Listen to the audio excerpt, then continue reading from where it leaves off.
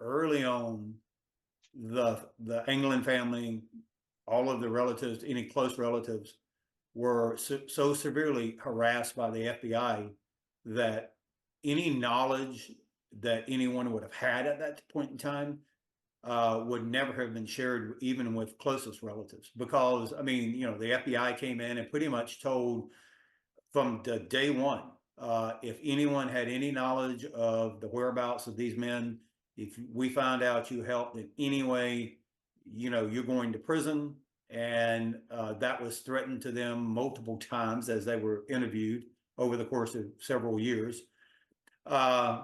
It wasn't long, though, before I realized that one of my uncles knew where they were at. And it was just conversations that I hung out with my cousins at family reunions that we did multiple times.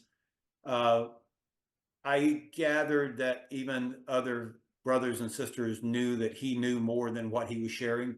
But I believe that he knew that he couldn't risk sharing that information with anyone, even his brothers and sisters. I mean, John and Clarence, older brother, Alfred Anglin, who was one of the three that robbed the bank that landed them into the federal penitentiary, wound up giving his life because John and Clarence sent him information later on while he was in prison, and he knew where they were at, and because of that, it cost him his life. And I believe the uncle who did know what happened and where they were at saw that and said, okay, never again will anyone ever know, where I know where they're at. And it was much later in life that he did share this. And so when he died in 2010, he did share with my mom and her sister, the only two left living relatives today, that he had been in touch with them for the past 25 years. So that was when he physically came out and said, hey, I've been involved in this the whole time. It was in 1992, my uncle became, especially after my grandparents died, he became more of the patriarch of the Anglin family. And he was very, very protective of his brothers and sisters. And he would never allow anything to occur that would put them in danger, harm's way, or even introduce them to people that he didn't first either know or vet. And in 1992, he brings to the family what we thought at one time was just a casual type friend of John and Clarence. Turns out, as you read the book, and we did more of the research, he was much more than just a casual friend. He grew up with them. And he is the one who ferried them or flew them out of San Francisco down into Mexico and then eventually into Brazil. And he was also the one who transported my uncle, who knew where they were at, down to Brazil many times. So it was really kind of 1992 that the family really that's when we received that picture. And we received it from their best friend who brought it back from Brazil. He actually took it when he was down there in 1975, or between 1970 and 75. But he kept it all that time. And I believe, like I said, my uncle did not want anything shared until he felt like it was enough time had been passed that he didn't feel like any other family members would have been in trouble when they learned this information. So they were still alive in 1992. The individual in the book, and his name is Fred Breezy. You probably heard of his name. He was, believe it or not, was still in contact with them in 1992. And so, yeah, I mean, they were both still alive. They were both still in Brazil. They were both, still married, had children, and were working on their farm. So on the History Channel, and I didn't know who Ken was at the time. So when I watched the History Channel and they started talking about the stories about their brother Alfred and what had happened to him, and then of course, they showed Christmas cards that the brothers had sent through Ken's Uncle Robert, or he was also known as Uncle Man. That was kind of his nickname. And the signatures, if you look at the signatures, if you compare them to letters they had written for prison, the signatures match. Of course, they're not dated. So, for Art Roderick, who was also on the show, dismissed them pretty quickly because there's no way to corroborate the dates of those, which is reasonable. Just because they said it was written in 1962 doesn't mean that it was, because there's nothing to verify that. But when they produced the photograph of John and Clarence in the early 1970s, well, that is something that's either true or it's not true. It's one or the other. It can't, there's no third option. And then of course with photographs, then you can do facial forensic investigation. You can look at the clothing that they're wearing, which you can look at and say, yeah, that's 1970s. There's no doubt about that. Just the style of clothing that they were wearing. Then you also have background information, the trees, the geography. There's the termite mound that's very prominent. It's a certain kind of a termite mound. So I was very intrigued by that. I thought, okay, here's somebody who's claiming that they escaped. He's a family member. He has all the family stories, but you have this one piece of evidence that's very hard to dispute because you can look at it objectively, scientifically. And so when I heard or when I watched the episode, I thought I have to get a hold of Ken and find out more about this. And it took a bit of time of convincing him that I was not a front guy for the marshals, or that I had other ulterior motives, because that had happened to the family in the past, where people claim to be a friend of the family and you find out that they're either working for themselves or for the authorities. And so he was very distrustful of me in the beginning, but over time I learned to, or I had earned his trust and got a hold of him. And when I heard the stories that he told me, I thought, okay, we have to do something together. We have to make this happen. And then that started our journey together, that eventually led to the book. Well, I will say that a lot of the stories that we learned about them as they went, so Alcatraz, believe it or not, was not their first escape. John and Clarence came from many backgrounds of escapes, from Florida state prisons to reform school. And believe it or not, the dummy head system was not the first time that had been used. They actually had used that before in the past. So that was something that very few people even know, that this was something that they drew on from previous escapes and things that they would do as kids. And in fact, most people don't even know why they named the heads that they named. They gave them nicknames. These were names that they used as kids when they were growing up. These were nicknames. Oink and forgot some of the other names. But yeah, so it's fascinating that a lot of the stuff that occurred to them and happened to them in their youth, they used that same knowledge when they were escaping. Yes, as you said, that whenever you read books about the Alcatraz escape, or you see documentaries about it, they invariably talk about the currents. What time did they escape? Because the currents in San Francisco Bay are very strong. You have a large bay, and then the outlet is under the Golden Gate Bridge into the Pacific Ocean, and they, depending on the time of day, the tide is going in and the tide is going out. And the tide is so strong that a swimmer cannot outswim the tides, the speed of the tides. It's too fast. So you can be pointing in the opposite direction and get sucked out in the Pacific Ocean, never to be seen again. So they say, well, they drowned. They got sucked out, they drowned. That's the end of them. That's why we've never seen them again after the escape. Well, that actually has little relevance to the story. It's not a part of the narrative. What the brothers actually did, and sort of going back to their childhood, they grew up around the Tampa Bay area in Ruskin, Florida, and there were rivers there. And there was a lot of boating, there was a lot of recreational activities. And so as kids, what they used to do was they used to tie ropes to boats and get towed into the river for fun. That was their recreation. And they did that probably hundreds of times as kids because they loved the water. They were very strong swimmers.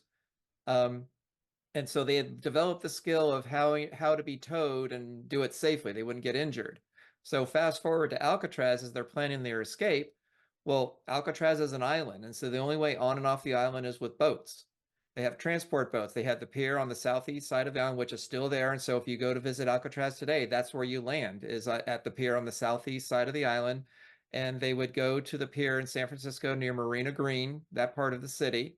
And that's where the boats would dock. And so if they were transporting supplies, prisoners, guards, family, whatever, it was going, and they had set times every day for the boats. So everyone knew when to expect the boats either coming or going. So the night of the escape, they knew at approximately 11:15, the last boat of the day was going out. So they escaped from Alcatraz at approximately 9:30. It was around that time that they actually got out of their cells and made their way to the top of the roof and got, shimmied down the building and made their way to the shore. So they knew they had to get there before 11:15. So they gave themselves a couple hours, which was more than enough time. And they had also stolen a 125-foot extension cord. Now, what they had done was they had accidentally left that extension cord behind on the beach in their hurry to get to the boat with the life raft they had made out of the raincoats, which is very well documented. Well, when they went to the pier, they realized they didn't have the extension cord, so one of the brothers, or one of the three, went onto the pier to basically steal another one. So there was an extension cord reported missing the day after the escape, so they knew that's what had happened. They tied it to the back part of the transport, and then when the transport left, it towed the three into the middle of the bay. And this is brand new information in the book that no one ever talks about or has covered. Now, there was also, and we can go into a lot of detail about this, there was a boat waiting for them in the middle of the bay, corroborate this information. So what happened was there was a boat waiting for them that, we haven't talked about him yet, but mobster Mickey Cohen had arranged for the boat. And we can go back and talk about his story a little bit and how it fits with the brother, because there's a whole backstory for that. But he was at Alcatraz also at the same time as the brothers. Not well-known fact. So you have all these major mobsters who are there all at the same time with the brothers. He provides the boat. The boat is waiting for them. The boat is a fishing boat. It's the kind that the boats flash their lights and the fish are drawn to the light, and then they use them to catch the fish. Well, it's that kind of a boat. There was an off-duty police officer by the name of Robert Checky who was out at the edge of the water at that time near Marina Green, just staring out into the bay, having a cigarette. And he sees this strange, mysterious boat with its lights flashing on the water, and he's immediately suspicious, because boats don't do that at 11:30, 12 o'clock at night in the middle of the bay. There's usually no boating at that time because, it can get really choppy out there, the winds and so forth. It can be dangerous at night.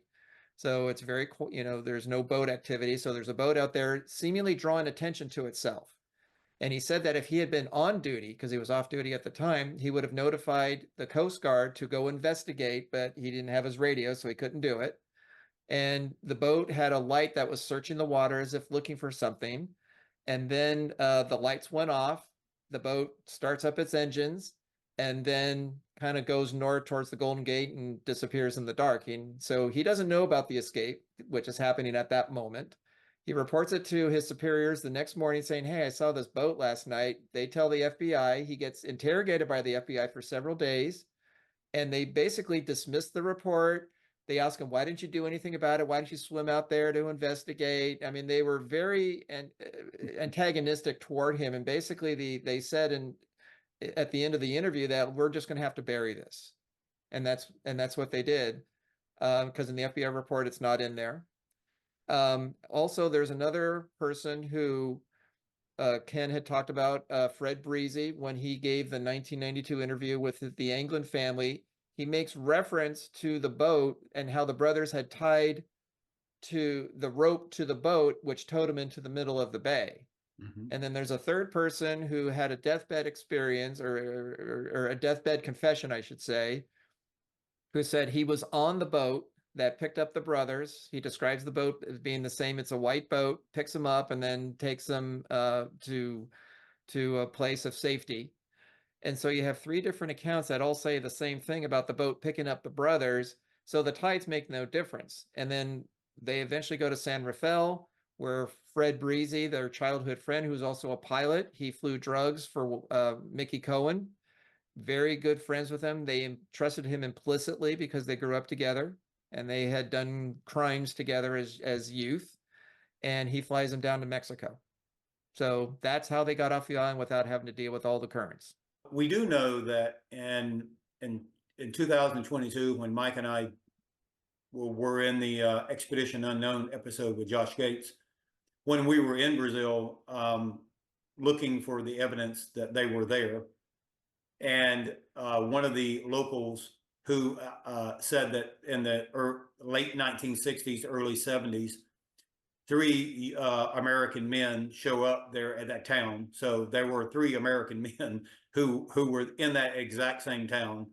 And then when Fred Breezy is meeting with the Anglin family in 1992, and he's talking about John and Clarence, and he's describing the escape, he's basically just talking about them two at first. And one of my aunts, I believe, I don't know which one, I couldn't recognize her voice, asked him about the third man. That's how she said it. Well, what about the third guy or third guy? And he said, well, there was another American guy there, man. I was never introduced to him, and he was with an American woman that was blonde haired. So, and that's another reference to another individual that was down there with them.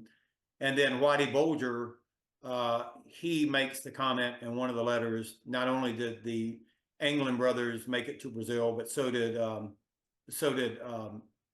Frank Morris. Now, he kind of gave me the impression in one of his letters that at some point in time, Frank left and went back into Mexico, because he referenced about how that Frank wasn't very fluent in Portuguese, but he was in Spanish. So kind of gave me the impression that he went back to Mexico. Whatever happened to him, I'm not 100% sure. Well, the thing that's ironic is, they, like Ken said, they grew up as very poor farmers. And I mean, we're talking poor. There were 14 kids, and they had to build their own home. The father, he was a World War I vet, and he'd got some money for being in the military, kind of like a pension kind of a thing, a payout. And with that money, he bought some land in because they was up in Georgia before that, in Donaldson, Georgia, and then moved the family down to Ruskin for more opportunity, because this was in the early 30s, and this is in the height of the Depression, very poor. And so, and you got a large family to feed. And so it was very hard work for them. Everybody had to work, everybody had to contribute. And they had to wear these old ratty clothes, and the other kids would make fun of them. They were bullied, they were harassed, they were made fun of. And for John, Clarence, and Alfred, they wanted a better life. They wanted to be respected in the community. They wanted money. They wanted the good things. And so that's why they turned to crimes. They were small timers. They just had pocket money in the beginning. Well, later on, as they were older in their 20s, they connect with Mickey Cohen, because that part of Florida is a very good farming community. And so one of Mickey's trade was marijuana. So he had marijuana farms in Mexico. Well, through Fred Breezy is the one that introduces them to Mickey Cohen, because he's flying for him. And he says, hey, I know these guys, they can grow anything. And so Mickey has them start growing marijuana on their farm. And he likes what they're doing, that he can trust them, and they're producing a good product. So eventually he invites him out to California, because Mickey's down in LA, and he wants to start a new farm down outside of Tijuana, and he flies the brothers out. Well, at the time, that's when John Kennedy and Robert Kennedy were senators at the time in the late 1950s.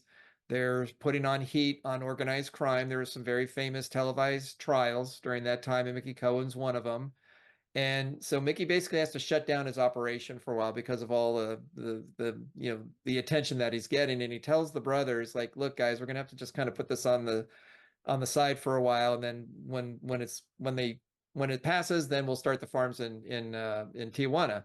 Well, the brothers get a little impatient. They don't want to wait because they don't know how long this is going to be. So they decide to rob a bank and get all the money at once rather than kind of little bit by little bit. Well, their desire for doing this was to start their own farm. That was what they had wanted to do, is to be farmers, because that's what they knew. That was their trade. That was their family history. But of course they get caught, and then they get sent to federal prison, which eventually lands them in Alcatraz. Well, then they escape. They go down to Mexico to one of Mickey Cohen's farms. They're there for a couple of years. And when the brothers had found out that his brother had died at Kilby, that's when we believe they went down to Brazil because they didn't know if he had talked or not. They couldn't risk exposure, because Alfred knew where they were. He was going to reunite with them when he got out of prison, because he felt that his parole was coming up soon. He was going to go to the parole hearing just weeks before he died. And so they flee to Brazil, and then they become farmers. And that's the end of the story for them. when Fred Breezy talks about their life, they have a very large farm. They have people working for them. They're growing fruits and vegetables on the farm. They're selling them in the local market. They have a family. So the thing that they had wanted as children, they eventually got in Brazil, and they live, as far as we know, very peacefully, quiet lives in Brazil. And that's how their story ends, as far as we know.